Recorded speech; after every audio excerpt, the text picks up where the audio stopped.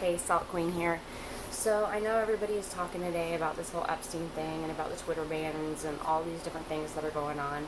And I decided that I have a story that I needed to share with everyone.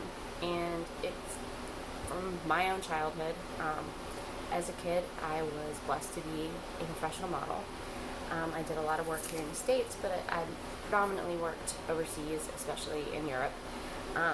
In the 90s, I was just a little teen, and I did quite a bit of work in Munich, Germany. And I had the blessing of being able to, travel with my mom and or my pop at different times. And they were very careful about the people that I worked with. And so we would typically meet with the different photographers I was going to work with prior to. They would discuss their work and, the different things that they were expecting of me. They would kind of get a feel for what type of work I was looking for or wanting to do, comfortable with. Different girls were comfortable with doing and feeling in whatever different ways. So you kind of, meet, talk, maybe discuss some of the outfits that they're gonna have you wear or different things like that.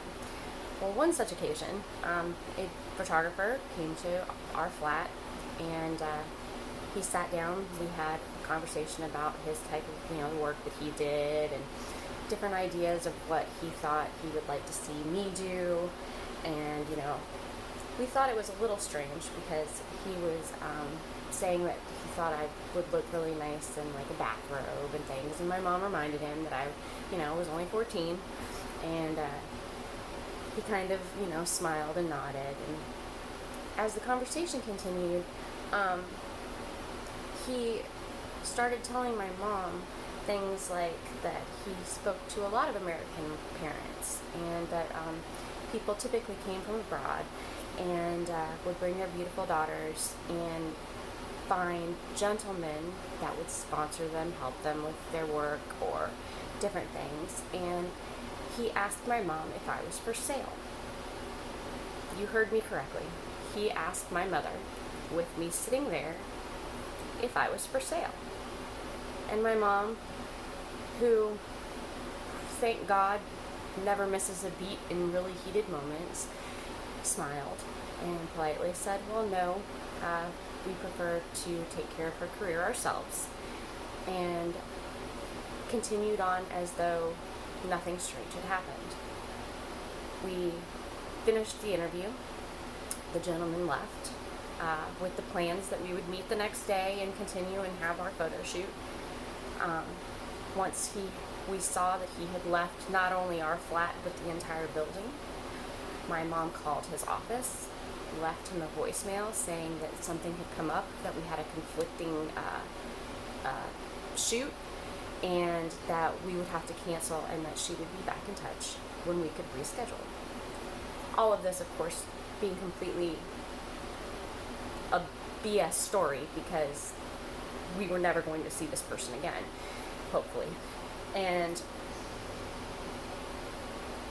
at 14 years old, I couldn't believe that I had just literally heard someone request to purchase me from my parents.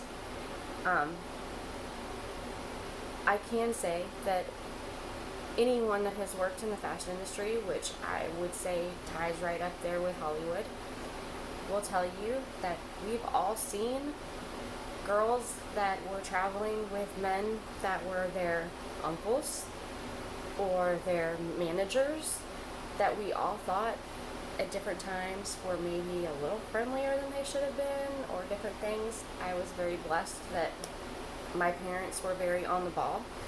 My mom immediately also called my father back in the States, had him get in touch with people that were there in Munich.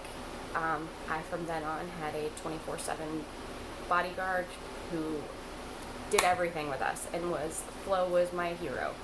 And he traveled with me, and we ate every meal together when, I did any work, and I was lucky. But it makes me wonder.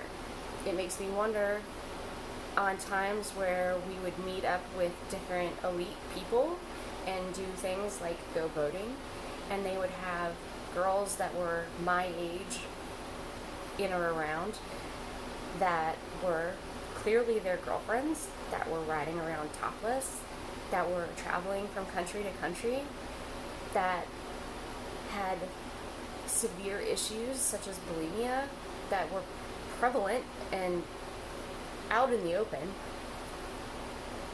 And I now wonder, like, are those girls still around? You know, were they being sold? How much say did they have in this? You know, one girl in particular who was, I'm pretty sure, from Romania, her parents had set it up. And now I don't know, like, did her parents set it up because they were too poor and they thought this was really a chance for her to have something better? Or was she sold? And if so, where is she now? You know, back in the day, when we used to do things like exchange addresses and write to each other, we had exchanged addresses, we had become friends, and, you know, when you no longer hear from someone and you hear from the people that also knew her, that, oh, well, she's moved on, and, well, where'd she move on to? You know, why is there no more information for me? And now looking back, I know why there wasn't, because they couldn't tell me, you know, and so if you don't believe this stuff is actually happening, and if you don't think it's true, listen to someone that's just on the outskirt cusp scene. Like, how much bravery does it take to walk up to a mom and her child and ask to purchase that child? Like, who does that? And for him to completely, as though it was just a normal conversation, say that, how many times did he get a yes? I don't know. And I am scared of ever finding out. I don't want to know that anybody that I know was lost to this. But the chances are very, very, you know, they're very real.